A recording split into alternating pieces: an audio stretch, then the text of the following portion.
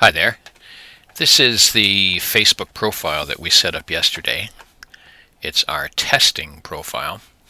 We're going to add a profile picture today, and there you can see who can see your profile picture. And the current profile picture is always public. That's no big surprise. We'll click OK on that. We're going to add a profile picture. We're going to upload one. And we're going to go to the desktop, and we've got, this is for the fake Facebook. That's what this is. And we're going to choose this one, which is, I think, Patrick Stewart as a famous person. Now, here's some options for this. Right now, if we go back to this profile, which is open in another browser, there. Now we can click on this photo and it gets larger, obviously. And we may not want that. So if we go back to the photo itself, which is, I think, here, we click on that. We want to edit it. Right now it should be public. There it is. It's public. And what that means is that anybody who stops by your profile can click on that photo and it gets bigger and they can see you better. That may not be a good idea. That may not be what you want. So if we go into this, click on the photo, go edit up here. What you're doing here, it's still public. Everybody can see it. But you only want friends to be able to comment on it.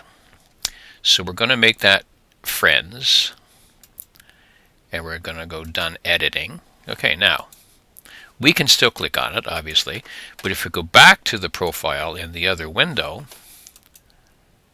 there, it says it's currently unavailable until we refresh the page, and then it's not clickable at all. Okay, so that's something that I would suggest you do. If we go into this, we're going to add a cover photo. Choose a unique image for the cover of your timeline. This says unique photo. We want to do that. All right, so it's just, you don't want any copyright infringing or anything like that. We would also suggest not putting anything personal up there. And we'll show you why. And we want this one. This is something from the ice storm that Toronto had a few months ago. It's a rather large photo, so it'll take time to upload. This photo, your profile photo, will always be shown. Your cover photos will always be shown. There's nothing you can do about that. So we would suggest in this section, in the cover photo, use a generic photo. Don't use anything of you or your kids or your classmates or anything from work.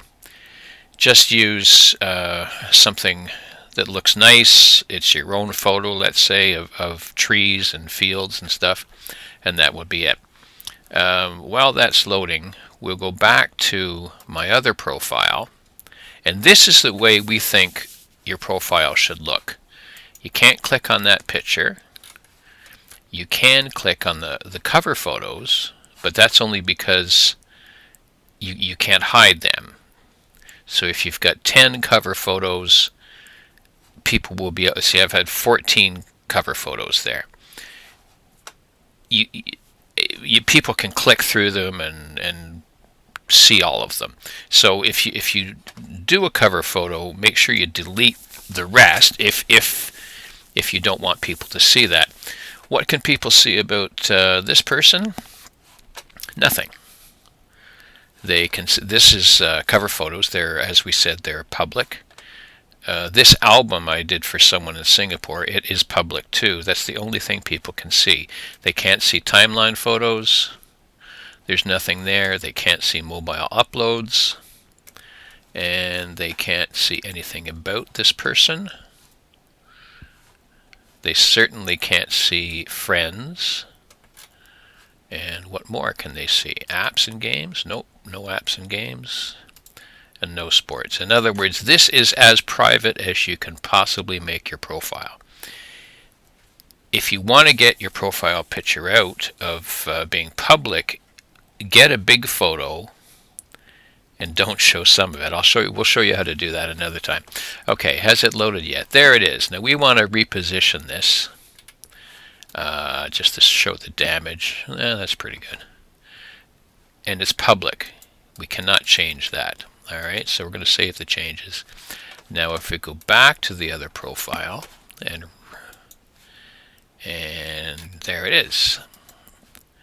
And there's the photo.